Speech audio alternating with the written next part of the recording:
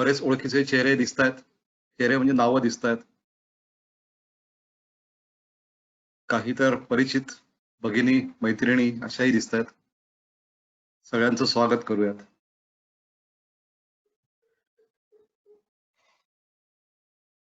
आता हा आजचं जे व्याख्यान असेल हे मुख्यतः नवीन विद्यार्थ्यांसाठी असेल.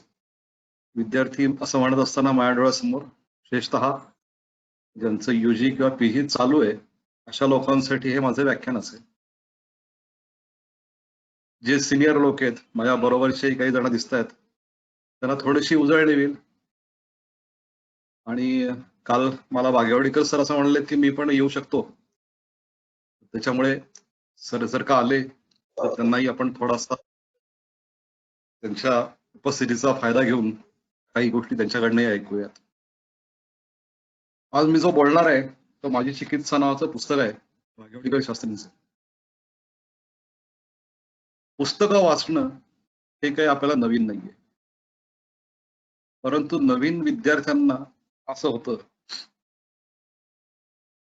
की लेखक आणि हे नवीन विद्यार्थी यांच्यामध्ये तसं म्हणलं तर जवळजवळ 4 पिढ्यांचं अंतर पडलेलं आहे.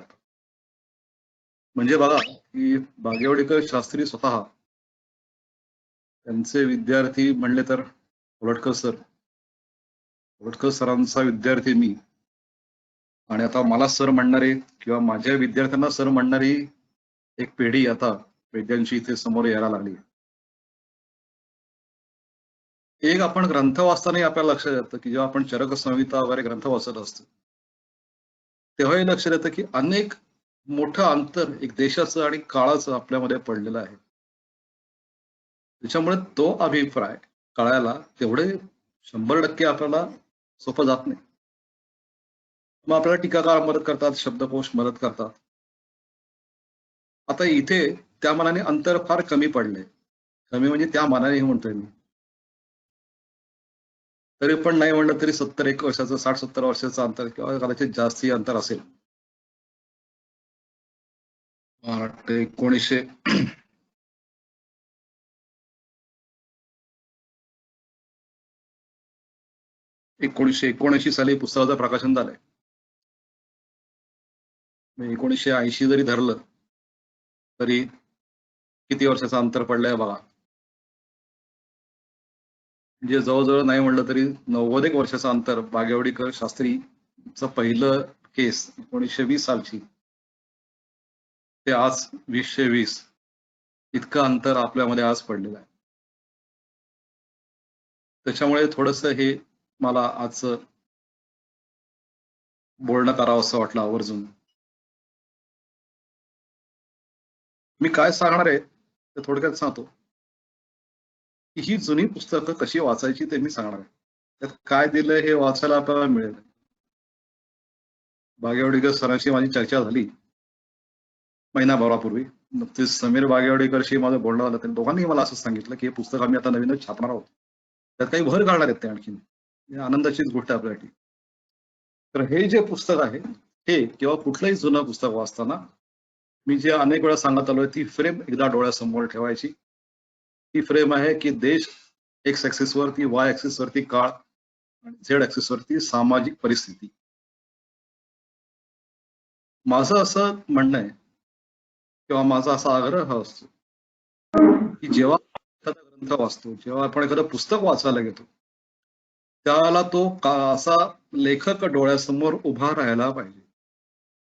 म्हणजे मी चित्रकार नाहीये, पण आपल्यापैकी जे कोण चित्रकार असतील त्यांना ते चित्र काढता आलं पाहिजे त्या व्यक्तीचं त्याच्या लेखनातून. म्हणजे कालिदासाचं उदाहरण घेतलं तर तो कसा नम्र असेल, भावभौतिक कसा स्वाभिमानी असेल, तर त्यांच्यानुसार त्यांची चित्र काढता आली पाहिजे. सुदैवाने असं आहे की आपल्यापैकी कोणी चित्रकार असेल तर त्याला बागेवाडीकर शास्त्रींचं तर चित्र काढता आलं तर ते फोटो उपलब्ध आहेत, त्यामुळे त्यांनी कल्पनेने काढावं आणि फोटोशी काढून बघा. असे उंचच्या उंच लिंबासारखा पिवळी सोनेरी अशी एक चमक आणि कांती आणि एक तेज ज्याला म्हणतात ऑरा, तसा तो चेहऱ्यावरती असलेला ऑरा, पांढरे शुभ्र कपडे, काळी टोपी, असं त्यांचं एक चित्र मी पाहिले त्यांना, त्याच्यामुळे माझ्या डोळ्यासमोर उभे राहतात ते. आणि एरवी तर दवाखान्यात बघायचो, त्याच्यामुळे त्या मानाने तसे त्यांचे स्वच्छ, छान, नीटनेटके, परंतु समारंभाचे कपडे त्यांचे नसायचे दवाखान्यात.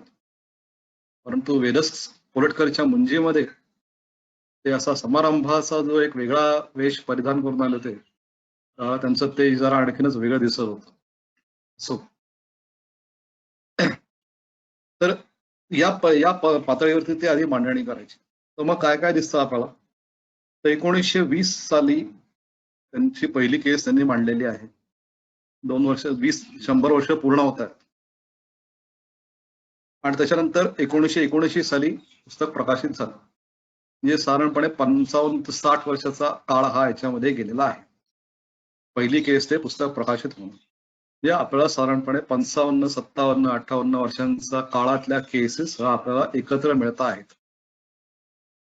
असं असतं की या काळामध्ये पहिल्या केसपासून प्रत्येक क्षणी वैद्य हा वाढत असतो, मोठा होत असतो. असं होत नाही की पहिली केस ज्यांच्याकडे आली त्याच गांभीर्याची केस नंतर पार शेवटपर्यंत येत राहील. त्यांच्याकडे केसचं गांभीर्य वाढतं, पेशंटची संख्या वाढते, तसं अनुभवाचं बळ वाढतं, चिकित्सेतलं बारकावे वाढायला लागतात. तर आपल्याला वाचताना देश, काळ हा एक जशी फ्रेम ठेवायची, तसं आपल्याला सामाजिक परिस्थितीचंही भान ठेवून हे पुस्तक वाचायचं आहे. सामाजिक परिस्थितीमध्ये कुठल्या बाबी लक्षात घ्यायला लागतील आपल्याला? तर एकतर भागेवाडीकर शास्त्रींचं तरुणपणा, पहिली केस ते वयाच्या एक दुसऱ्या परिपक्व अवस्थेतली केस, इतका मोठा स्पॅन त्यांनी मांडलेला आहे. एक भाग. दुसरा भाग त्यातला असा आहे की निम्मी कारकीर्द, त्यांची पुस्तक होईपर्यंतची निम्मी कारकीर्द स्वातंत्र्यपूर्व काळातली आहे. हा दुसरा भाग. निम्मी कारकीर्द स्वातंत्र्योत्तर काळातली आहे. 47 साली स्वातंत्र्य मिळालं आपल्याला, 27 वर्ष ही त्यांची स्वातंत्र्यपूर्व काळातली आहेत. उरलेली 27 स्वातंत्र्योत्तर काळातली. त्याच्यानंतरचा भाग आहे की बराचसा काळ त्यांचा अक्कलकोटला गेलेला आहे, सोलापूरला गेलेला आहे. पुण्यातल्या, मुंबईच्या मानाने पाहिलं तर आजही हे जिल्हे किंवा तालुके कुठे आहेत आपल्याला माहिती आहेत. एकूण व्यापक आढावा घेतला तर त्यात कोणालाही नावं ठेवायचा मुद्दा नाही. परंतु तिथे असणाऱ्या पेसा एकूण परिस्थितीचा आपल्याला अंदाज येऊ शकतो. अशा परिस्थितीत आयुर्वेदावरती श्रद्धा ठेवून त्यांनी तिथे केलेले हे एक थोडा अर्थवादाने आपण त्याला जर का म्हणलं की पराक्रम जे आहेत, त्या पराक्रमाच्या या कथा आहेत. मी जादू म्हणणार नाही, कारण जादू नाही, त्याच्यामध्ये शास्त्र आहे. जादूमध्ये शास्त्र नसतं. हे सगळे पराक्रम आहेत. आणि पराक्रम सुद्धा कसे आहेत, तर त्याच्यामध्ये एक काहीतरी शिस्त आहे, त्याच्यामध्ये एक तर्क आहे. स्वतः शास्त्री तर्कसंपन्न होते, जसा आम्ही अनुभव घेतलेला आहे. पराक्रमी होते याचाही अनुभव घेतलेला आहे. त्यांचा माझा परिचय आमच्या वर्गमित्र रघुनाथ जोशी याच्यामुळे त्यांचा परिचय, नंतर कोलटकर सरांमुळे परिचय.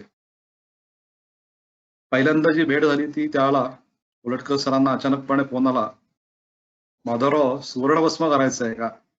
माधवराव म्हणजे कोलटकर सर. म्हणले हो, करायचं. मग उद्या दुपारी, शुक्रवार होता, उद्या दुपारी 4:30 वाजता 1 तोळा सुवर्ण घेऊन या. ते असे बारीक पत्रे करून घेऊन गेलो आम्ही. हे सरांनी घेतले, आम्ही आपल्या बरोबर.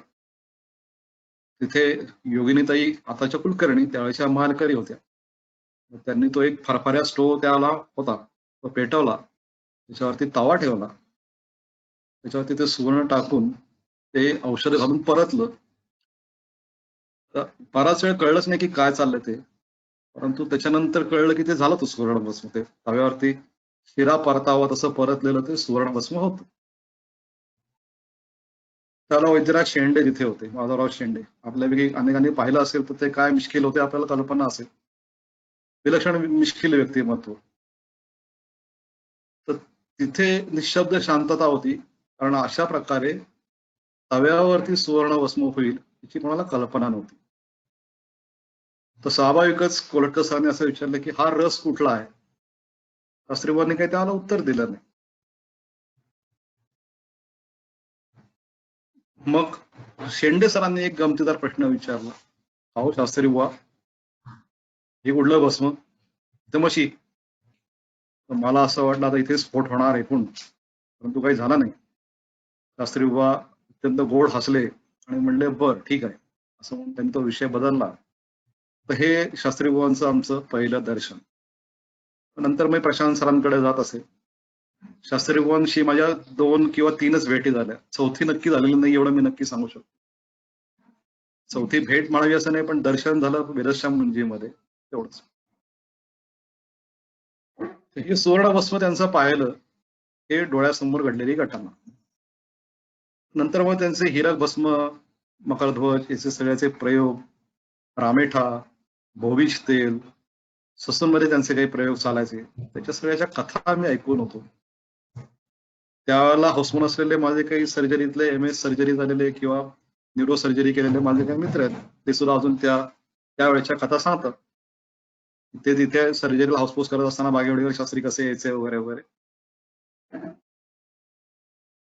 तर आता या पुस्तकाकडे थोडस वळूयात. प्रस्तावना झाली आपली 5-10 मिनिटं.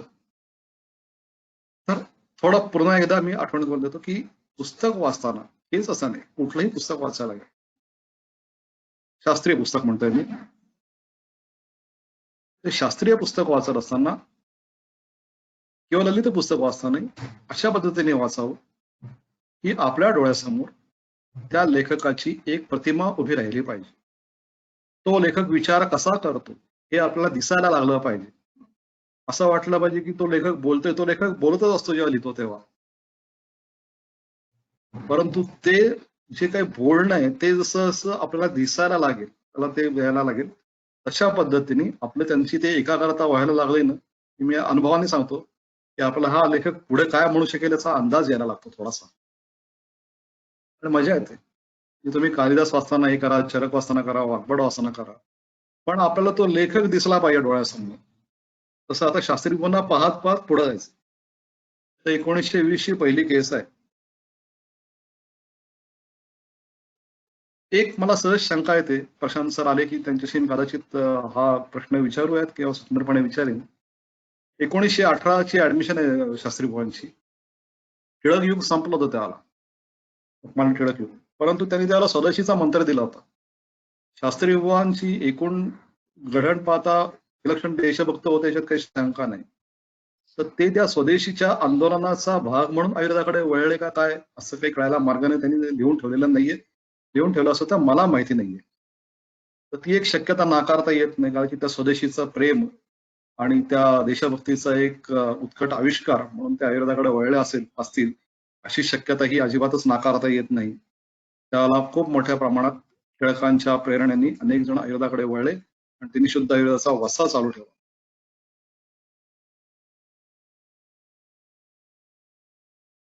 तर पुस्तक वाचायला सुरुवात करूयात. पहिल्यांदा त्यांनी दिलंय हृदगत स्वतःच. त्या हृदगतामध्ये त्यांनी काही महत्वाचे मुद्दे मांडले. त्यांचे त्या काळातले अनुभव आहेत हे सगळे. कदाचित असं होईल वाटेल आपल्याला की काही मुद्दे आजही लागू पडतात. ते खरंच आहे तसं. कारण वेगळी असतात त्याची. बोलूयात आपण. तर व्हिडिओ ऑफ कर, आवाज येतो, इंटरप्टेड येतो. मला व्हिडिओ ऑफ करायला सांगितलं, मी व्हिडिओ ऑफ करतोय.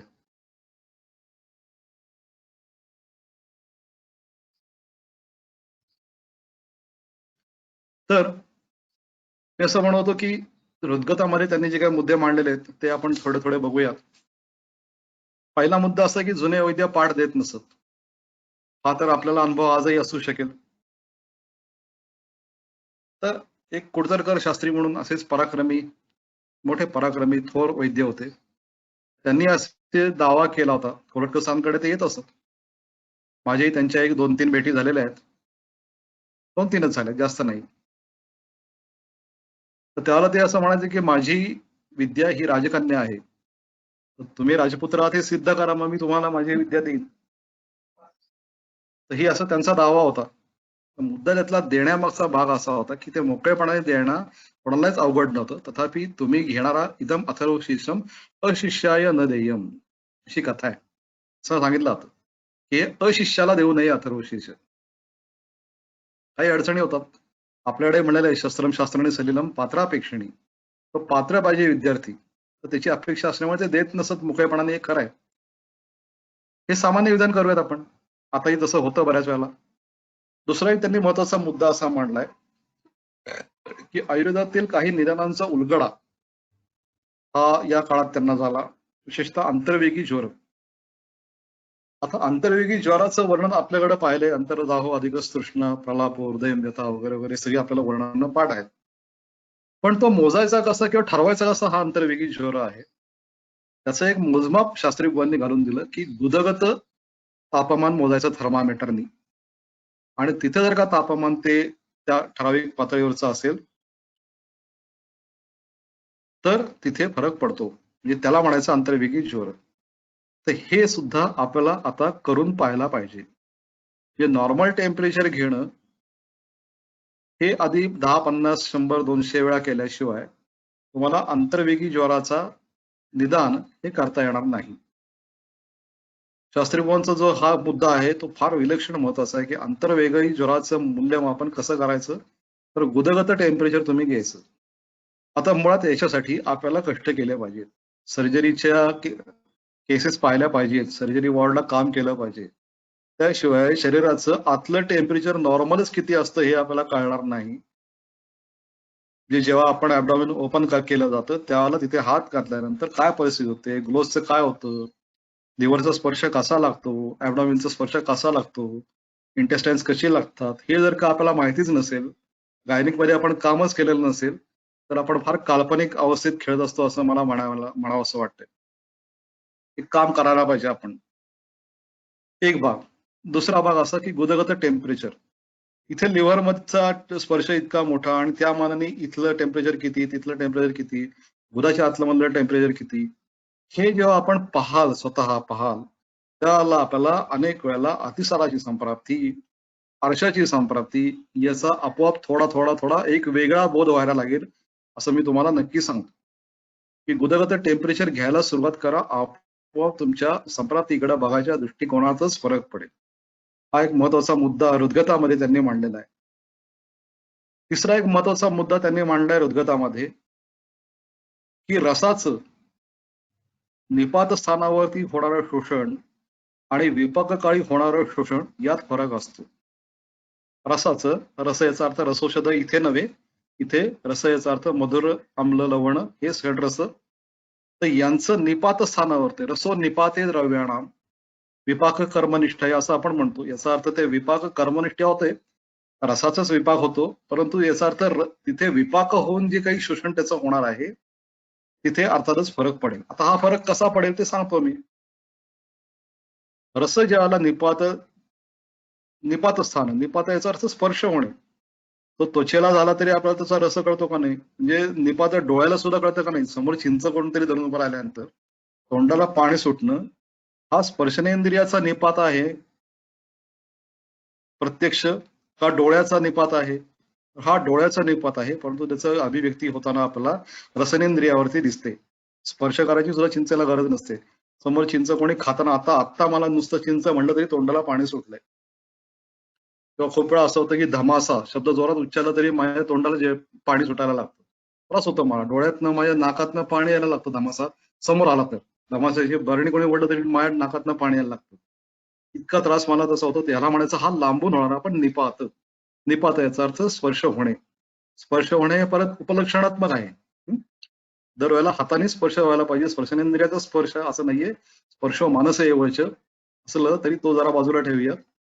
इथे डोळ्याचा स्पर्श होणे, कानाने ऐकणं याचा सुद्धा भाग हा त्याच्यातच उपलक्षणात्मक धरला पाहिजे.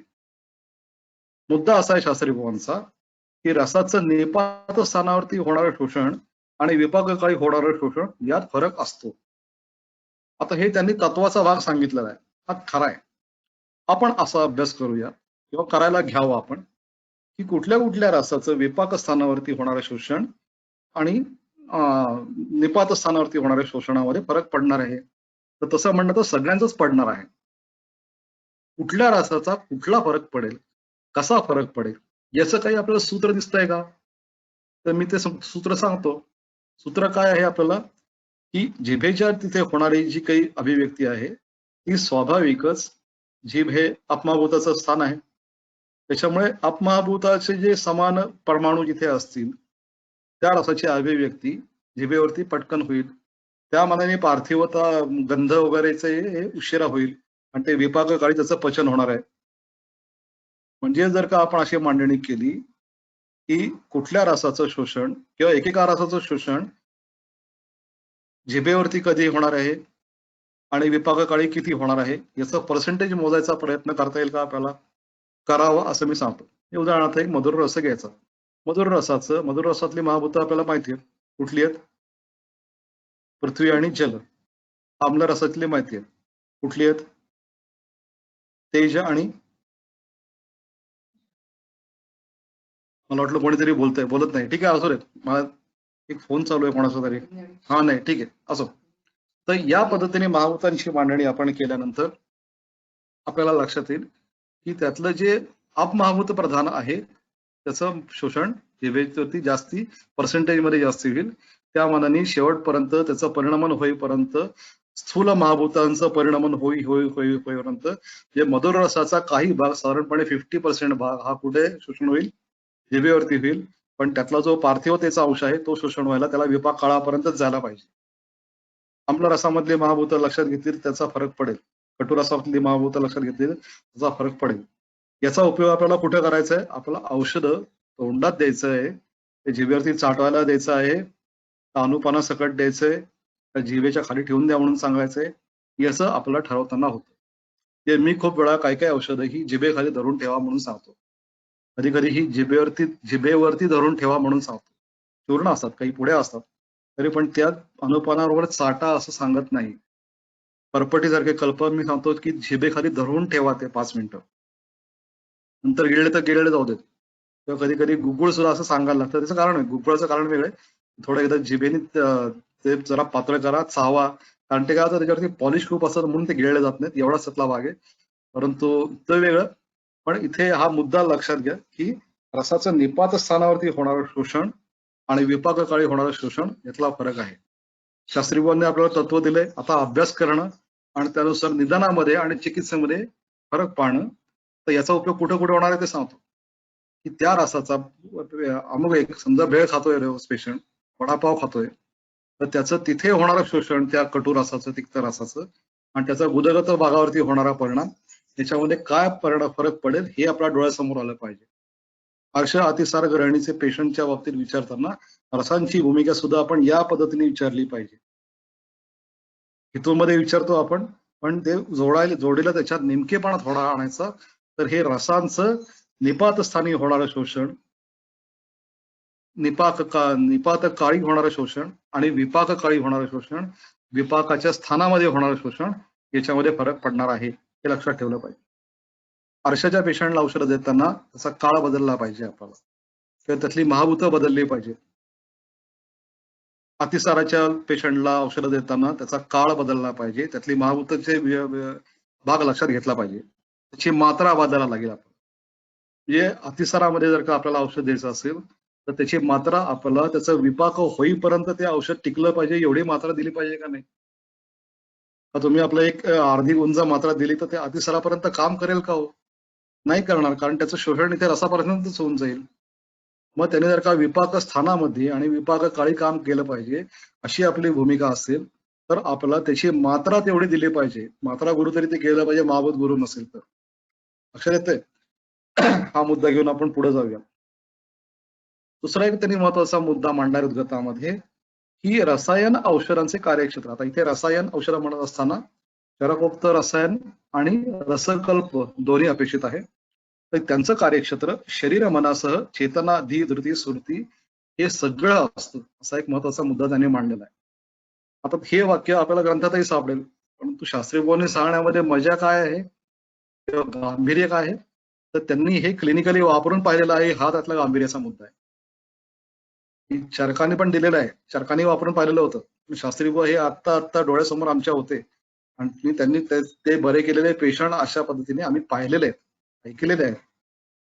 खूप वेळा म्हणजे संजीवनला मी पूर्वी होतो त्यावेळेला अगदीच नाही म्हणलं तर कमीत कमी 20 तरी केसेस अशा झाल्या की त्या आयसीयूतल्या केसेस बऱ्याच झाल्या. माझ्या एकूण केसेस खूप झाल्या. पण आयसीयूतनं निरोप यायचा की सर तुम्हाला पेशंट बघायला सांगितलंय. आणि मला पहिल्यांदा जेव्हा पाहिलं मी पेशंट की म्हणलं मला का बोलवलं असेल. तर ते पेशंट म्हणले की नाही तुमचं नाव खूप ऐकलंय. तर मी म्हणलं "अहो, ते मी नाही ते बागेवडीकर नाव ऐकलं असेल तुम्ही. बागेवडीकर वेगळे, बावडेकर वेगळे." ते म्हणले नाही नाही नाही बावडेकरच नाव ऐकलंय. तरी पण मी म्हणलं चला घोटाळा झाला असेल, बागेवाडीकर नाव ऐकलं तर ते आपण आता तेवढा फायदा करून घ्यावा. झाला फायदा त्याचा. पण मी अगदी आणखीन थोडीशी एक अंदरकी बात पण सांगतो. जेव्हा जेव्हा मी आयसीयूतले पेशंट्स पाहायची माझ्यावरती वेळ येते, तेव्हा मला जर का औषधं आणली तर मी अजूनही प्रशांत सरांना फोन करतो आणि त्यांना विचारतो की सर काय करू? आणि ते सांगतात ते करतो. त्याचा फायदा होतो. पण मग ते सांगतात बरं का की अर्धा तास तिथंच थांबा हो, थांबा की हो तिथंच अर्धा तास. मग सांगा की मला. तिथे तसं थांबायला लागतं की हो आणि थांबायला सांगायला लागतं की हो. सांगितलं की ते सांगतात तसं होत असतं. असो. तर रसायन औषधांचे कार्यक्षेत्र शरीर मनासह चेतना धी धृती स्मृती याच्यावरती होतं. हे मी स्वतः अनेक वेळा आयसीयूतल्या केसेसमध्ये अनुभवलेलं आहे. पूर्ण ज्याला मेंटल काय म्हणतात त्याला बॅलन्स गेलेला पेशंट किंवा कोमामध्ये गेलेला पेशंट हा समीर पन्न किंवा सुचशेखर सुवर्ण सुचशेखर बृहद्वाद चिंतामणी ते चाटवल्यानंतर त्याचं कुठेतरी स्पायनल लेवलचे रिस्पॉन्स सुरू झाल्याचं हे अनेक वेळा मी पाहिलेलं आहे. माझ्या पेशंटचं पाहिलंय, इतरांच्या पेशंटचं पाहिलंय की जेव्हा रसौषधं आपण द्यायला लागतो त्यावेळेला चाटवायला लागतात. हा भाग नंतरचा कधीतरी स्वतंत्रपणे बोलूयात आपण. हा एक महत्वाचा मुद्दा आहे की या रसायन औषधांचे कार्यक्षेत्र शरीर मनासह चेतना धी धृती स्मृती यांच्यावरती होत असतं. हा एक महत्वाचा मुद्दा लक्षात घेतला पाहिजे. पुढचा एक त्यांनी महत्वाचा मुद्दा गीतामध्ये मांडलेला आहे तो असा आहे की चरकोक्त कुटीय प्रावेशिक आणि वातातपिक रसायन चिकित्सेचा समन्वय केला पाहिजे. आता हा मुद्दा लक्षात घ्या. कुटीय प्रावेशिक रसायन हा पूर्ण स्वतंत्र विधी आहे. परंतु वातातपिक रसायनामध्ये चरकोक्त जी काही औषधं सांगितलेली आहेत ती सगळी प्रायः वनस्पती औषधं आहेत.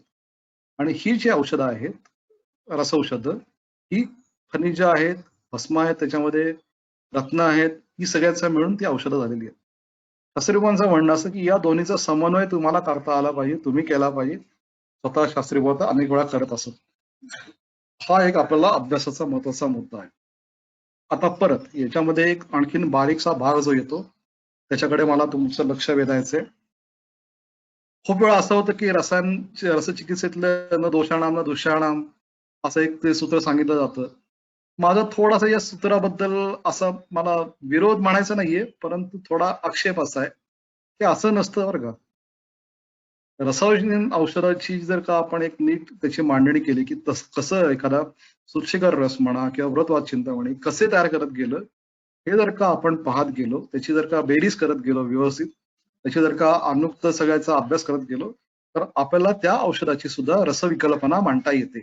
दोषविकल्पना मांडता येते आणि ती दोषविकल्पना आपण मांडली, की आपल्याला त्यानुसार त्या दोषाच्या नुसार ते कुठल्या दोषांवरती कसं वापरायचं आहे, त्याचा रसविकल्प तयार झाल्यानंतर ते कुठल्या दोषावरती कसं वापरायचं याची आपली भूमिका तयार होऊ शकते, असा माझा नक्की दावा आहे. या पद्धतीने मी वाचलेलं आहे, म्हणजे अभ्यास केलेला आहे. मला वाटतं वैद्यराज रमेश नांदल माझे गुरुजी यांनी अशा पद्धतीने शृंगारावर रसाचा अभ्यास त्यांच्या एका पुस्तकात मांडलेला आहे.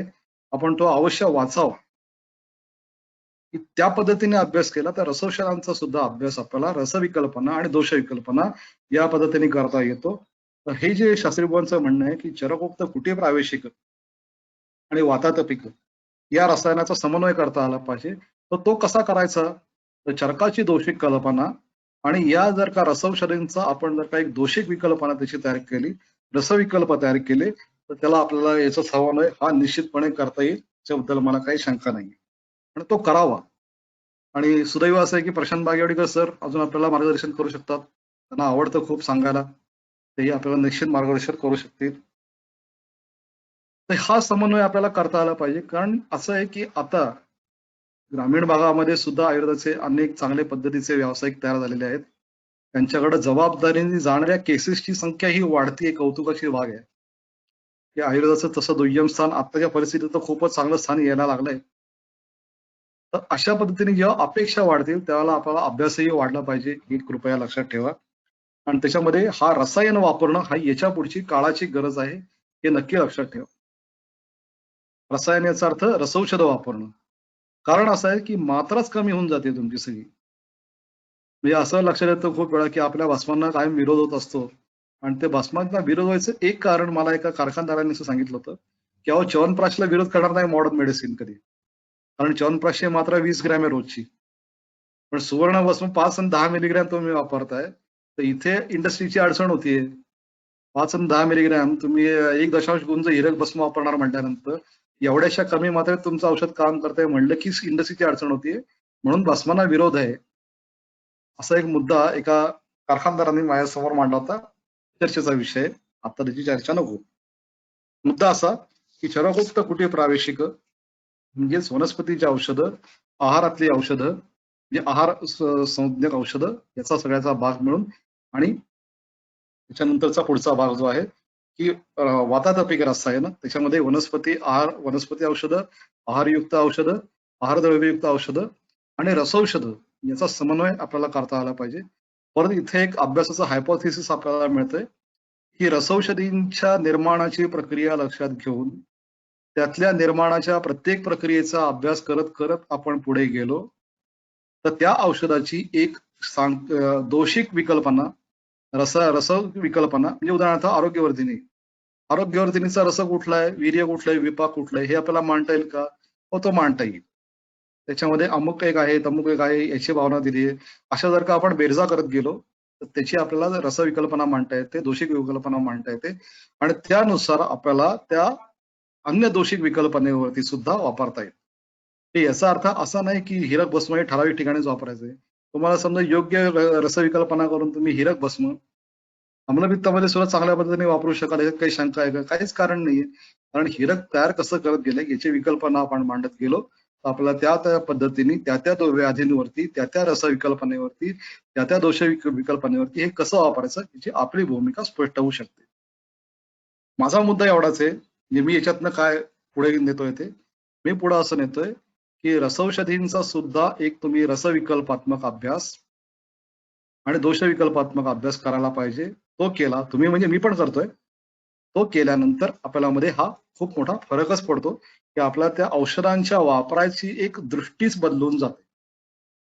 नाहीतर काय होतं, की एक आपला ब्रॉड स्पेक्ट्रम म्हणून हाण तुझ्या मारे अशा पद्धतीची एक जी वृत्ती तयार होते. ती वृत्ती याच्यापुढे कन्सल्टंटला झेपणार नाही.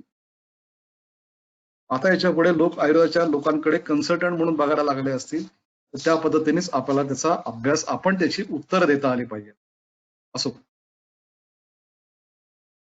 आता हे झाल्यानंतर ही त्याची हृदगताचा भाग आहे. त्याच्यावरती वैद्यराज बापू नानल कैलासवासी तेही आता तरी त्यांची काही मांडणी त्यांचा अभिप्राय दिलेला आहे. तोही वाचण्याजोगा आहे. पुस्तक वाचत असताना याही 2 गोष्टी वाचायच्या असतात, हे मी पुन्हा एकदा स्मरण करून देतो. आता या पुस्तकातनं शास्त्री बुवा कसे दिसतात त्याचे एक एक पैलू बघायला लागलो. पुस्तक आता उपलब्ध होईल लवकरच किंवा सध्या काही ठिकाणी पीडीएफ वगैरे मिळतात त्या आपल्या डोळ्यासमोर ठेवाव्यात. एक एक पैलू मला जे दिसत गेले ते सांगतो. 20-25 मिनिटं आहेत कदाचित बागेवाडीकर सर आले तर ते आणखीनही बोलतील. जरा बघताय का मॅडम? मॅडम चौकशी करतात येतात का नाही ते आलेत का आले असतील तर मग ते थोडा वेळ त्यांना मला ठेवायला लागेल. त्यानुसार मला माझं बोलणं आवडतं घेतलं पाहिजे. हा. शास्त्री बुवा धाडसी होते असं मी सांगितलं विधान केलं. पहिल्या केसपासूनच दिसतंय ते की एकदम अचानक पेशंट आला त्यावेळेला भंगा कफारा नावाचं सूत्र आठवलं. हा एक त्यांची केस आहे. 3 नंबरची केस आहे. त्या 3 नंबरच्या केसमध्ये त्यांनी 2.5-3 महिन्याच्या मुलाला सोनामुखी दिलेली आहे. हे एक धाडसाचं लक्षण आहे आणि हे धाडस हे असं बेसावं धाडस नाहीये. पूर्ण तर्कसंपन्न अभ्यास केलेलं असं धाडस आहे. 2.5-3 महिन्याच्या मुलाला आयुर्वेदिक औषध त्या काळात देणं, पुन्हा एकदा मी काळाची संदर्भ देतोय, की त्या काळामध्ये 2.5-3 महिन्याच्या मुलाला औषध देणं, सोनामुखी दिली आणि तो मुलगा बरा झाला आणि ते त्या गुंजा प्रमाणात दिली. हा एक फार मोठं धाडसाचं प्रतीक आहे. दुसरी एक केस आहे 10 नंबरची केस आहे. त्याच्यामध्ये हनुस्तंभ आहे. अनुस्तंभ म्हणजे जबडा आखडलाय. त्याच्यामध्ये अँटी टिटॅनस इंजेक्शन दिले नाही. त्याला सगळा सामाजिक रोष पत्करून सुद्धा ते म्हणले की नाही, माझं निदान पक्का आहे, याला अनुस्तंभ अँटी टिटॅनस याची गरज नाही, त्याशिवाय हा बरा होणार आहे व्यक्ती. आणि हा कॉन्फिडन्स, हा आत्मविश्वास असल्यानंतर अँटी टिटॅनस औषध न घेता या पेशंटला त्यांनी अनुस्तंभाच्या बरं केलेलं आहे. कदाचित त्याला ती अशी शक्यता होती की अनुस्तंभ हे त्याला टेटॅनसचं लक्षण असू शकलं असतं. तथापि स्वतःच्या निदानावरती कॉन्फिडन्स असल्यामुळे, आत्मविश्वास असल्यामुळे त्यांनी हा धाडसी निर्णय घेतला की नाही द्यायचं, त्याच्याशिवाय मी बरं करतो, आणि करून दाखवलेलं. 22 नंबरची केस आहे. त्याच्यामध्ये तर त्यांनी डॉक्टरांशी पंगाच घेतलाय चक्क, आजच्या भाषेत बोलायचं तर. डॉक्टरांशी पंगा घेऊन त्यांनी ते गुन्हेशास्त्रींशी संवाद करून ती केस बरी करून दाखवली. पुढचा भाग त्यातला त्यांनी दिलेला आहे काय जे काय. हे सुद्धा अशा पद्धतीने डॉक्टरांशी पंगा घ्यायला फार मोठं धाडस लागतं. त्यांनी अशा प्रकारे क्लिनिकल डायग्नोसिस मध्ये डॉक्टरांशी पंगा घेतलाय. अनेक डॉक्टरांचं म्हणणं चुकीचं ठरवलंय. हिच्याही कथा मी अनेक ऐकलेल्या आहेत. प्रशांत सर अनेक सांगतील. स्वतः प्रशांत सरांच्या अनेक कथा मी पाहिल्यात, माझ्या डोळ्यांनी पाहिल्यात. पुढची 39 नंबरची एक केस आहे. ब्रॉन्कॅक्टेसिसचा पेशंट आहे. काळ तुम्ही लक्षात घ्या, त्या काळामध्ये त्यांनी 1.2 हिरक वापरून ब्रॉन्कॅक्टेसिसची केस बरी केलेली आहे. याला एक प्रचंड धाडस लागतं, मी सांगतो तुम्हाला. ब्रॉन्कॅक्टेसिसचे पेशंट जे ज्या पद्धतीने आपल्याकडे येतो क्लिनिकली, तुम्ही पाहिले असतील तर, ते असे आल्यानंतर तिथे आधी आपले हातपाय गाळून न देता त्याला हिरक देऊन ते बरं करायला प्रचंड धाडस लागतं, आत्मविश्वास लागतो, अभ्यासाचा बॅकअप खूप लागतो. बेसाव धाडस चालत नाही किंवा बेफिकीर धाडस चालत नाही, त्याला प्रचंड अभ्यासच लागतो. पुढची एक केस आहे की 64 साली, 1964 साली, माझा जन्म नव्हता झालेला बरं का. 1964 साली फुफ्फुसार बुधाची एक केस त्यांनी बरी केली. पेशंट गेला, तो बरी केली, ती केस आहे. पण फुफ्फुसार बुधाची केस 1964 साली घेणं, याला एक धाडस अंगात लागलं असल्याशिवाय ही केस घ्यायची हिंमतच कोणी करणार नाही. हे सगळे शास्त्री बाबांच्या धाडसी वृत्तीची निदर्शक आहेत. आणखीन एक मुद्दा मी शास्त्री बाबांचा पुढचा सांगतो. आयुर्वेदाचा अभिमान. मला स्वतःला याच्यामध्ये फार मोठं एक अनुकरणीयत्व आढळत आलेलं आहे. मी स्वतः ते पाळत आलेलो आहे आज तागायत. त्यांनी 23 नंबरची केस आहे. त्याच्यामध्ये त्यांनी सांगितलं की त्या पेशंटला मी औषधं देईन, पण जे ट्रीटमेंट देतात त्या डॉक्टरांची लेखी परवानगी आणा, तोंडी नको. हा अनुभव मी संजीवनला 1993 साली कन्सल्टंट म्हणून जॉईन झालो, त्या दिवसापासून नाही, त्याच्या आधीपासून मी हे पाळत आलेलो आहे. की खूप वेळा काय होतं की पेशंट आपल्याकडे येतात, नाही नातेवाईक म्हणून तुम्ही बघायला या, गुपचूप औषधं सुरू करू. मला पासआउट झाल्यापासून नियम पाळत आलेला आहे की मी तिथे येणार, तिथे केस पेपरवरती वात पित्त कफ लिहिणार, चालणार असेल तर येतो, नाही तर येत नाही. हा मी नियम आज सगळ्यात पाळत आलेला आहे. गुपचूप औषधं देणार नाही. केस पेपरवरती मी वात पित्त कफ लिहिणार, चालणार असेल तर येतो. हा मला सल्ला म्हणा किंवा हे सगळं शास्त्री बाबांच्या या पुस्तकात मिळालं. नातेवाईक म्हणून मी बघायला येणार नाही, मी येणार तो बघायला वैद्य म्हणूनच येणार. आणि ते शास्त्री बाबांनी ते कधी जुनीची कथा आहे बघा, ही लेखी परवानगी आणली असेल तर येतो. हे एक धाडसी नाही, हे आपल्या शास्त्राच्या महत्वाचं वृत्ती आहे. काय होतं त्याच्यात, जाऊन बघायला अंडर हँड डिलिंग नाही करणार. त्यामुळे मी सांगतो की परदेशात सुद्धा मी जेव्हा गेलो, एकदाच गेलो, ते सुद्धा मी तिथे शास्त्राला परवानगी ऑफिशियल होती म्हणून गेलो. अशा ठिकाणी मी जात नाही, 10 वेळा बोलवणे आले तरी. इथे आयुर्वेदाला शास्त्र म्हणून मान्यता नाही, अशा ठिकाणी जात नाही. मी याचा हाताखाली काम करतो, त्याच्याखाली असले उद्योग मी करत नाही, करणार नाही. शास्त्री बाबांचा आदर्श माझ्या डोळ्यासमोर आहे. पुढची एक केस आहे आयुर्वेदाच्या अभिमानाची, भगंदराची केस आहे. केसेस पाहिल्या असतील तर आपल्याला कल्पना येईल की व्रणशोधन रोपण करण्यासाठी गंधवृत्ती वापरणं भगंदराचं, हे आयुर्वेदाच्या अभिमानाशिवाय शक्य नाही. भगंदराच्या केसेस आपण पाहिल्या असतील, कदाचित क्षारसूत्राने बऱ्याही केल्या असतील, परंतु हे सगळं केवळ अभिमानाशिवाय शक्य नाही. अभिमानाला आत्मविश्वास पाहिजे. आयुर्वेदाच्या अभिमानाच्या त्यांच्या घरातली सगळ्यात महत्वाची घटना आहे ते म्हणजे त्यांनी घरातल्या 3 पेशंटना गटसर्प त्यांचा आपण स्वतःच्या औषधांनी बरा केलेला आहे. त्याच्याबद्दल त्यांना नानालांनी त्यांच्या अभिप्रायातही त्यांचं कौतुक केलेलं आहे. त्या क्षणी समाजाच्या किती विरोधात ते गेले असतील याचा आपल्याला अंदाज येऊ शकतो.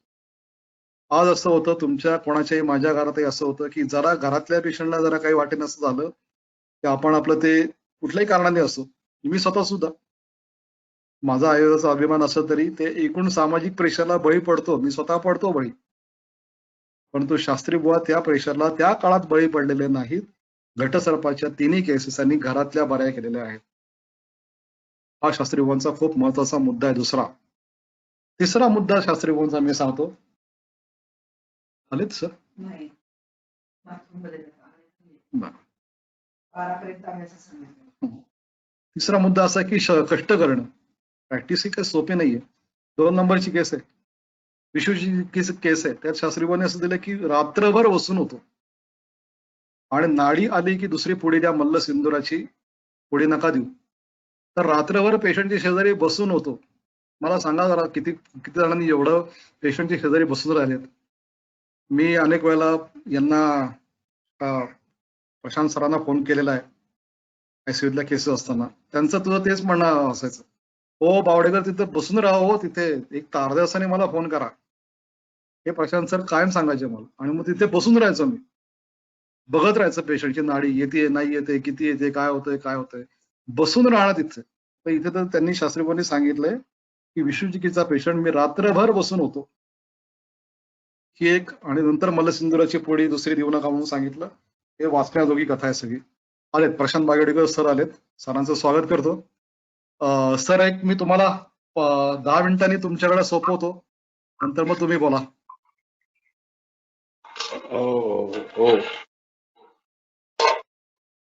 पुढची मी केस सांगत होतो की डाळिंब आणून अफू करून पुटापाक करून दिलेला आहे शास्त्री बुवांनी. डाळिंब आणायला ते सायकलवरती गेले, तिथनं ते आणली, त्याचं पुटापाक केला आणि मग दिली. एवढा मोठा उद्योग बघा. हे कष्ट स्वतःचे करण्याशिवाय काही पर्याय नाही. हे आणखीन एक प्रशांत सर आले तर मला कथा राहत नाही सांगतो. ते एक औषध करायचे, त्याच्यासाठी लागायचे, तर हे जाऊन घेऊन यायचे रेल्वेनी. प्रशांत सरांनी स्वतः ते सर्प हाफकिन इन्स्टिट्यूट मधनं रेल्वेनी आणलेले आहेत. हे कष्ट करायला लागतात. पुढचा भाग सांगतो की विसर्पाच्या केसमध्ये पुस्तकं चाळून पाहिली. खूप वेळा नवीन वैद्यांना मी पाहतो की ते रेडीमेड त्यांची डायग्नोसिस ठरलेली असते. खूप वेळा असं होतं की आपण औषधं बदलण्याच्या मागे लागतो. मला असं वाटतं की आपण मागे लागावं आधी. आधी आपलं निदान बरोबर आहे का नाही ते बघावं. निदान बरोबर असेल तर मग औषधं बदलायच्या मागे लागावं. आता काय होतं, खूप वेळा पटकन असं होतं की अरे औषधाने बरं वाटतंय वाटत नाही, मग पटकन औषधं बदलून नको निदान बदलून बघा. निदान बदलल्यानंतर मग पुढचा टप्पा स्वाभाविक येतो की औषधं बदलायची वेळ असो. पुढचा मुद्दा सांगतो. क्लिनिकल एक्सपर्टाईज हे शास्त्री बुवांचं किती होतं याच्याबद्दलच्या अनेक कथा त्या काळातले लोक सांगतात. मी थोड्याशा पुस्तकातल्या फक्त सांगतो. 5 नंबरची केस येते. त्यांनी असं सांगितलंय की मोकळा कफ आहे पण बाहेर काढण्याची शक्ती नाही. आता ही अवस्था जेव्हा तुम्ही 5, 50, 100, 200 पेशंट पाहता त्यावेळेलाच लक्षात येते की मोकळा कफ आहे परंतु बाहेर काढण्याची शक्ती नाही, म्हणून शोषण करायचे ठरवले, म्हणून मग पंचसूत त्यांनी वापरला. तसंच ते मधुरा ज्वराच्या केसेस त्यांनी सांगितलेले. त्याचं ज्वरा 11व्या केसेसमध्ये ज्वराची व्यवच्छेदक लक्षणं सांगितलेले. हे पेशंट पाहिल्याशिवाय होत नाही. हे मी पुन्हा एकदा सांगतो. टायफॉइड मध्ये त्यांनी भेदाव असं सांगितले की परफोरेट होऊन पेशंट गेला 12 नंबरच्या केसमध्ये. तर जेव्हा तुम्ही असे टायफॉइडचे केसेस परफोरेट पर्यंत गेलेले पाहिले असतील त्यावेळेला त्याचं आता त्यावेळेची ती कथा सांगितली की परफोरेट होऊन पेशंट गेला तो, कारण त्यावेळेला अक्कलकोटला ऑपरेट करायची सुविधा नव्हती. पण इथे तुम्ही टायफॉइडचा पेशंट बघताय तर तो इथपर्यंत जाऊ शकतो हे तुम्हाला माहितीच नसेल, पेशंटच पाहिले नसेल तर तुमची अडचण होणार आहे. त्यामुळे क्लिनिकल जजमेंट मी खूप वेळा असं पाहतो की पेशंटची नाडी न बघता सुद्धा या अख्खाचा पेशंट तपासला जातच नाही. नाडी सुद्धा नीट न बघता पेशंटला औषधं दिली जातात. मला कमाल वाटते. दरवेळेला पेशंट हा बेडवरती घेऊन आडवा तिडवा करून तपासला गेलाच पाहिजे असा माझा ठाम आग्रह असतो. माझ्या दवाखान्यात तो पाळला जातो. आपली तपासण्याची पद्धत आपण ठरवावी, पण क्लिनिकल परीक्षा नसेल तर मला असं वाटतं की आपल्या प्रॅक्टिसमध्ये कुठेतरी अडचण होते, आपल्याला अनेक गोष्टी कळत नाही. पुढचा मुद्दा सांगतो मी. त्याच्यातला याच्याच या टायफॉइड मधली रचना त्यांनी जी केस सांगितली त्याच्यामध्ये त्यांनी एक महत्वाचा मुद्दा मांडलाय की क्रिया शारीरात्मक भेदावस्था वेगळी असते षटक्रिया काळातली आणि शरीरात्मक भेदावस्था वेगळी असते. म्हणजे शल्यात्मक भेदावस्था वेगळी असते आणि चिकित्सात्मक भेदावस्था वेगळी असते. हा महत्वाचा मुद्दा मांडलाय. हा सुद्धा कळायला म्हणजे हा पेशंट माझा नाही, हा सर्जरीचा आहे हे कळायला सुद्धा तुम्हाला क्लिनिकल एक्सपिरियन्सच पाहिजे, त्याशिवाय हे होत नाही. त्याच्यामध्ये लाजायचं काही कारण नसतं की बाबा हे ऑपरेशन करून घे सांगायला लाजायचं कारण नसतं. शास्त्र मोठे आहे, आपण व्यक्ती मोठे नसतो तेवढ्या. हे माझ्याच्याने एवढा नाही, सर्जरीला दाखव हे सांगायला लाजायचं कारण नसतं. हा त्यातला महत्वाचा मुद्दा आहे. 34व्या केसमध्ये त्यांनी सांगितलेलं आहे शास्त्री बुवांनी की हृदशूल पुन्हा पुन्हा उद्भवणं मकरध्वजाने कमी होतं. की हृदशूल एकदा तुम्हाला हार्ट अटॅक घेऊन गेल्यानंतर हृदशूल होतो, पण तो पुन्हा पुन्हा पुन्हा पुन्हा होत राहणं बाकीची लक्षणं नसताना सुद्धा हे त्या मकरध्वजाने कमी होतं. आता हे पेशंट तुम्ही पाहिलेले असल्याशिवाय हे याचा तुम्हाला अर्थच कळणार नाही, हे मी नक्की सांगतो. पुढचा एक मुद्दा सांगतो आणि मग मी थोडंसं सरांकडे देईन माईक. औषधी निर्माणातलं वैशिष्ट्य बघा शास्त्री बुवांचं, तर भंगा वापरलेली आता उपलब्ध नाही, काही ठिकाणी मिळते, पण तू तेवढ्या प्रमाणात सरकारी निर्बंध पाळून आपल्याला वापरायला लागते. एम्फिझिमासाठी समीर पन्ना वापरलेला आहे शास्त्री बुवांनी. वर्धमान पंचामृत परपटी हा एक महत्वाचा मुद्दा शास्त्री बुवांचा आहे. पंचामृत परपटी अशा प्रकारे वापरणारे आणखीन मला वाटतं श्रीरामजी शर्मा नावाचे वैद्य होते मुंबईचे. वर्धमान मात्रेत या 2 गुंजांपासून 2 गुंजा याचा अर्थ 240 मिलीग्रॅम, 120 मिलीग्रॅमची एक गुंज, हे वजनी दिलं जातं. शास्त्री बुवांकडनं मी महत्वाचा धडा शिकलो की औषधं वजनी द्यायची असतात. मी मापी देत नाही, वजनी देतो. मी जो दवाखान्यात वापरतो तो 50 मिलीग्रॅमच्या मात्रेत मध्ये वजन करून दिलेला असतो. असो, अनुस्तंभामध्ये त्यांनी औषध वापरलंय अळूच्या कंदाचा रस. मूत्रामध्ये वर्धमान पिंपळी नावाचं औषध वापरलेलं आहे. अमावातामध्ये महायोगराज गुगुळ आणि त्यांचं कॉम्बिनेशन आहे. ही कॉम्बिनेशन मला वाटतं 3-4 त्यांची कॉम्बिनेशन त्याच्यामध्ये आलेले आहेत. त्याच्यामध्ये महायोगराज गुगुळ आहे, प्रताप लंकेश्वर हे 2 कॉमन आहे. कधी कधी शिलाजीत आहे, कधी कधी अश्वगंधादी चूर्ण आहे, कधी कधी शिलाजीत पण आहे आणि अश्वगंधादी चूर्ण पण आहे.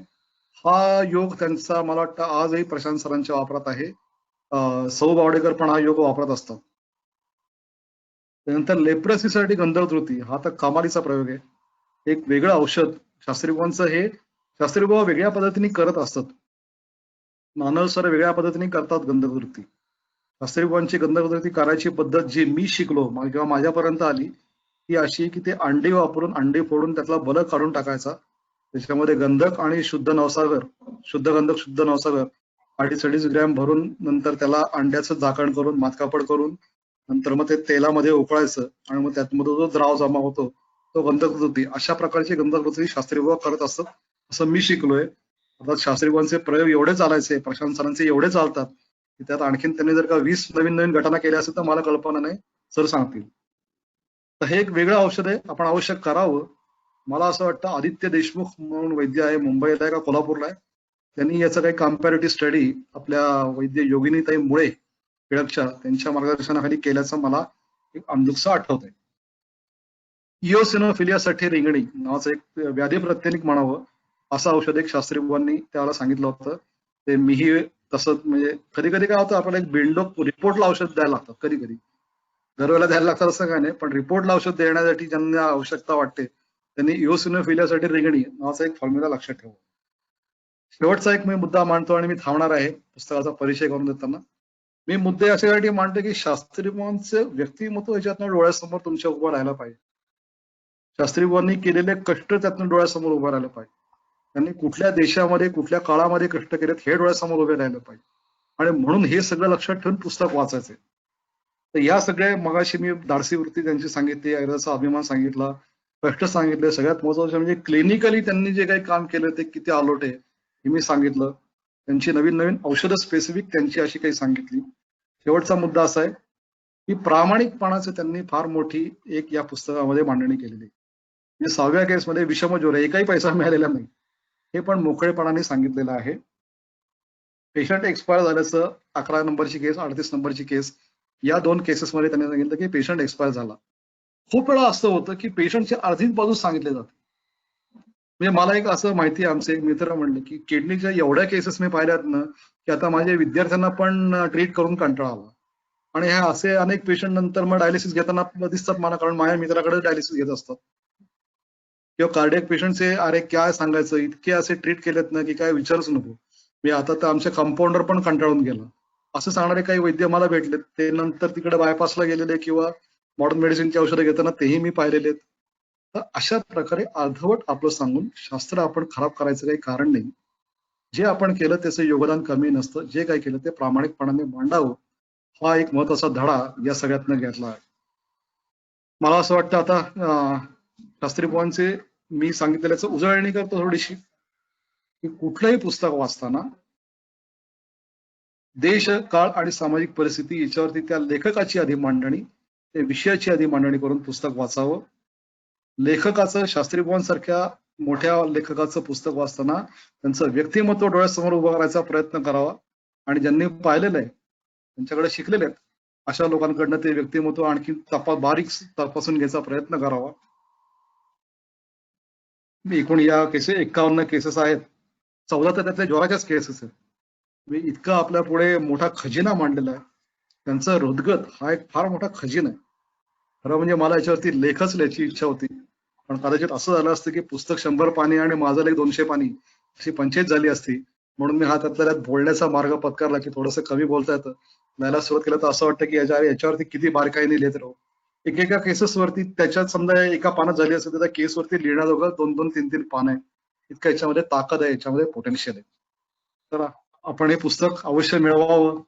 थोडीशी सरांना आग्रह करावा, असं मी सरांच्या विरोधात जाऊन सांगतो. प्रशांत सरांच्या मागे लागावं आपण सगळ्यांनी की सर द्या आता हे पुस्तक आम्हाला आणून, असा थोडासा आग्रह करावा, अशी तुमच्या सगळ्यांच्या वतीने मी सरांना विनंती करतो. मी माझं बोलणं थांबवतो. प्रशांत सर, जरा तुम्ही कृपया तुमचं माईक चालू करून तुम्ही बोलायला सुरुवात करा, अशी विनंती करतो. सरांचं हॅलो झाल्यानंतर मग सर बोला. हॅलो, येतोय आवाज? येतोय येतोय हा, येतोय सर, आवाज येतोय का? येतोय येतोय. हा, नमस्कार. पहिल्यांदा आधी तुमचं अभिनंदन की बावडेकरांनी माझी चिकित्सा या पुस्तकावरती आज तुम्हाला काही वेगवेगळ्या गोष्टी सांगितल्या. मुळामध्ये माझी चिकित्सा हे पुस्तक तसं हे 100% अनुभवात्मक पुस्तक आहे.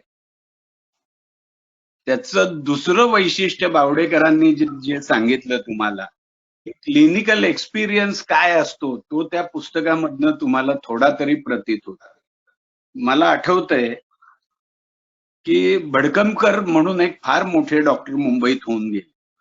डॉक्टर भडकमकरांचं त्या काळात ते ॲलोपॅथीचे डॉक्टर होते, परंतु त्यांचं योगदान वैद्यकीय क्षेत्रात फार मोठं आहे त्या काळात.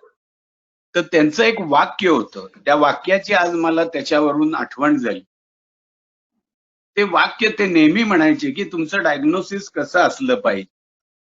तर त्यांचं म्हणणंच असं होतं की if you are not getting a particular result from particular medicine, then don't change the medicine but change your diagnosis. हा सगळ्यात महत्वाचा मुद्दा आहे. आणि बागेवडीकर शास्त्रींच्या संपूर्ण प्रॅक्टिस मध्ये त्यांचं क्लिनिकल बेस आयुर्वेद कसा स्थिरावला जाईल याच्याकरता त्यांचे खूप मोठे प्रयत्न होते. त्यांचे वेगवेगळे, आता यांनी बावडेकर सरांनी जे काही कहाण्या सांगितल्या त्याच्यामध्ये एक गोष्ट अगदी आवर्जून मुलांनी लक्षात ठेवावी की रुग्ण कसा तपासावा, रुग्णाच्या पूर्वेतिहास, इतिहास या सगळ्या गोष्टींना किती महत्व आहे हे त्या पुस्तकातून आपण बारकाईने वाचलं की लक्षात येतं. दुर्दैवाने आज काय झालंय की ठीक आहे, आपण बाकीच्या कुठल्याही मार्गांनी जरी व्याधी विनिश्चय करत असलो तरी सुद्धा रुग्णाच्या इतिहासाकडं, त्यांच्या पूर्वेतिहासाकडं खूप दुर्लक्ष केलं जातं. तर ते होता कामा नये असं तुम्हाला अनेक वेळेला त्या पुस्तकातल्या वेगवेगळ्या केसेसमध्ये दिसून येईल. त्यांचं आणखीन एक क्लिनिकल डायग्नोसिसचा एक मुद्दा म्हणून एक अतिशय माझ्या कायम लक्षात राहणारा एक प्रसंग सांगतो. 83-84 सालातली ती घटना आहे. त्यावेळेला त्यांचं वय 84-85 होतं. मी दवाखान्यात त्याच्या शेजारी उभा होतो. माझंही नवीनच सुरुवात होती आणि समोरून एक 27-28 वर्षाचा एक अत्यंत असा पैलवान म्हणण्याजोगा एक माणूस असा आला. तो दार उघडून आत येऊन त्या खुर्चीवर बसणं ह्याच्यातलं अंतर जे काही होतं ते अंतर जास्तीत जास्त 4 ते 5 फुटाचं होतं. आणि तो तिथे येऊन बसेपर्यंत त्याने हळूच मला असं माझ्याकडे तोंड करून हळू आवाजात सांगितलं की याला मायट्रल स्टेनोसिस आहे, काय करणार बघा आता तुम्ही. माझ्या मनात त्या वेळेला जे काही आलं ते प्रामाणिकपणे सांगतो की मी म्हणलं बहुतेक आता ह्यांचं जरा वय झालंय आणि त्याच्यामुळं हे पेशंट यायच्या आधी असं काहीतरी डायग्नोसिस सांगतायत असं माझ्या मनात त्या वेळेला नक्की आलं. प्रामाणिकपणे हे मी सांगतोय. आणि तो पेशंट येऊन बसल्यावर त्यांनी मलाच सांगितलं की बघा आता काय म्हणतोय तो. मग तो सांगायला लागला की पायऱ्या चढल्या की दम लागतोय, अमकं होतंय, ते होतंय. मी म्हणलं हो ते आहे. मग बघा त्यांना स्टेनोसिस. आता तुमच्याकडे वेगवेगळ्या मेथड्स खूप आल्या, पण त्यावेळेला आम्हाला स्टेथो लावूनच याचं फक्त डायग्नोसिस करावं लागायचं. पल्स वरनं करावं लागायचं. पल्सच्या रिदम वरनं त्याचं डायग्नोसिस सगळ्यात चांगल्या रीतीने केलं जायचं. तिथं झोपून बघितलं त्याला आणि ज्या वेळेला लक्षात आलं की खरंच याला मायट्रल वॉल स्टेनोसिस आहे, त्या वेळेला थंडीत सुद्धा मला घाम फुटला. हे जे काही मिळवलं जातं त्याच्याकरता अनुभव आणि त्याच्या जोडीने अभ्यास आणि निरीक्षण या तिन्ही गोष्टी तिथे असाव्याच लागतात. मी आयुर्वेदामध्ये वारंवार एक गोष्ट सांगतोय की सगळ्यात आधी निरीक्षण, नंतर परीक्षण आणि त्यानंतर समीक्षण अशाच मार्गाने कुठल्याही शास्त्राचा अभ्यास केला गेला पाहिजे. दुर्दैवाने आयुर्वेदात हे प्रतिलोम गतीने घडतं, ते घडू नये एवढीच माझी प्रामाणिक इच्छा आहे. आणि बावडेकरांचे खरोखर आभार. त्यांनी या पुस्तकावरती काही आपलं विवेचन केलं आणि ते म्हणाल्याप्रमाणे आहे त्या एक एक केसेस वरती खरं तर 2-2 तासाचं एक एक लेक्चर होईल, इतक्या त्या केसेस सुंदर आहेत. तुमचा मी जास्त वेळ घेत नाही, त्यामुळं तुम्ही मला थोडंसं काही सांगण्याची संधी दिली त्याबद्दल आपल्या सगळ्यांचे धन्यवाद. बावडेकर. हो सर. हा सर मनपूर्वक धन्यवाद. आज चांगला हो. योग जुळून आला की तुम्ही थोडं बोललात. आता परत मी पुन्हा एकदा जाता जाता देतो की आता तुम्ही असेच हा. तुमच्या विद्यार्थ्यांना उपलब्ध करायला सुरुवात करा आणि आणखीन नाही काही नाही, केसेस मला सांगा. हॅलो, मला कधीही बोलवा, मी या कामासाठी हजर आहे. माझ्याजवळ जे सर, काही आहे, माझ्याजवळ जे काही थोडं तुम्ही मगाशी अर्धनारी नटेश्वराचा उल्लेख केला, तो अर्धनारी नटेश्वर करण्याकरता मी नाक पकडायला शिकलो. आणि मग त्याच्या पट्ट्या लावल्या. आता हे सगळं करता हौसही लागती, शास्त्रावरती निष्ठा लागती, करून बघण्याची जिज्ञासा लागती, हे सगळंच लागतं त्याच्याकरता. तेव्हा मुलांनी त्या परंपराही आपल्या टिकल्या पाहिजेत असंही वाटतं. तेव्हा मला तुम्ही कधीही बोलवा, मी तुमच्याकरता नक्की उपलब्ध आहे. वा निलेश, लक्षात ठेवा आता एक सरांच्याकडे मी घेतलेला तो सरांनी जसा शास्त्री बुवांचा अनुभव सांगितला तसं मी सरांकडे एकदा गेलो होतो. सरांचा दवाखाना तुम्ही आता पाहिलं तर जरा वेगळा. त्याला बाहेर हॉलमध्ये सर बसायचे, खाली भारतीय बैठकीत बसायचे. पेशंटने दरवाजा उघडला आणि त्याला सर चिडवायचे, मला शास्त्री बुवा म्हणायचे, प्रशांत सर. मला म्हणले शास्त्री बुवा मरताय बघा महिन्यात. आणि तो पेशंट खरंच 1.5 महिन्यात गेला बघा. ही कथा मला अगदी आता सर तुमची सांगितल्यानंतर मला ती पुन्हा एकदा माझा अनुभव स्वतःचा सांगावा असं वाटला.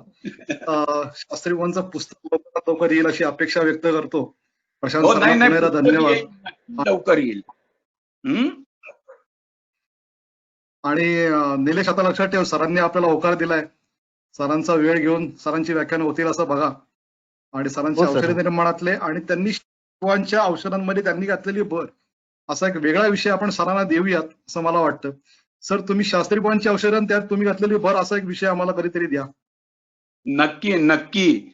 आता याचा वेगळा अर्थ काढणार नसाल तर एक गोष्ट नक्की सांगतो, पण कृपा करून त्याचा हो, अर्थ हो. वेगळा करू नका.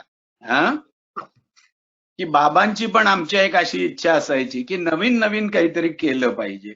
आपल्याला त्याच खरंय. गोष्टीमध्ये रममाण होणं हे काही बरोबर नाही. म्हणून आता आम्ही त्यांच्या कृपेनी त्यांच्या नंतर चिकित्सेमध्ये खूप प्रमाणामध्ये बदल केले. त्यांच्या काही औषधांच्या मध्ये बदल केले, पाठांच्या मध्ये बदल केले. त्यामुळे तोही एक वेगळा विषय होऊ शकतो. पण हे सगळं करण्यामाग त्यांची कुठलीही बेस पद्धती आम्ही सोडलेली नाही. नाही. हा हा, याचा वा. वेगळा अर्थ काढू नका तुम्ही. म्हणून मी जाहीरपणे नाही सर. बोलत नाही सगळे खरं.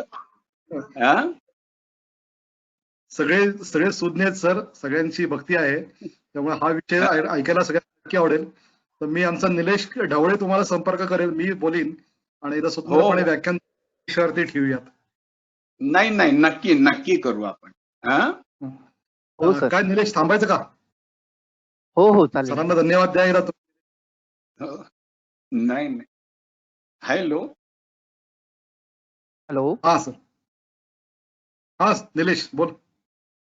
हा सर, तुम्ही बावडेकर सरांना पहिल्यांदा धन्यवाद की सरांनी खूप चांगल्या पद्धतीने त्याचं विवेचन करून दिलं, पुस्तकाची आम्हाला ओळख करून दिली. आणि एंडमध्ये बागेवाडीकर सरांनी जे त्याचं विवेचन करून आम्हाला त्याचं गोडी लावून दिली, त्याबद्दल सरांचंही खूप खूप आभार. आम्हाला सरांकडून आणखी असे खूप सारे लेक्चर्स किंवा असे काही अनुभव आहेत ते ऐकायला नक्की आवडेल. सरांना परत एकदा खूप खूप आभार. एक गोष्ट आवर्जून सांगतो मुद्दामून, की मला कधी बोलवा, मी उपलब्ध असेन. पण मी माझा अनुभव किती असं जर कुणी विचारलं तर मी सगळ्यांना सांगतो माझा अनुभव 110 वर्षाचा आहे. हो सर. 70 वर्षाचा आयता आहे आणि 40 वर्षाचा कमवलेला आहे.